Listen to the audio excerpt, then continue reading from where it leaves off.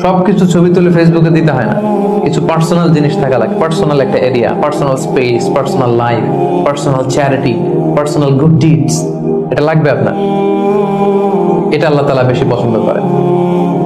আল্লাকা সিররুন ইনদাল্লাহ বাইনাকা আনতা ওয়া বাইনাল্লাহ, এমন কোন গোপন জিনিস তোমার আর তোমার রবের মাঝে আছে যেটা তোমার রব ছাড়া কেউ জানে না? তোমার আর তোমার রবের মাঝে এরকম গোপন কোন ডিলিংস আছে যেটা কেউ জানে না? জীবনে কখনো গোপন দান করছো যেটা কেউ দেখেনি? ওইটাই কাজে লাগবে। এজন্য ষষ্ঠ শ্রেণী হচ্ছে ওই ব্যক্তি যে গোপনে দান করে, সিক্রেট চ্যারিটি করে। গোপনে দান করতে রাজি আছেন তো সবাই?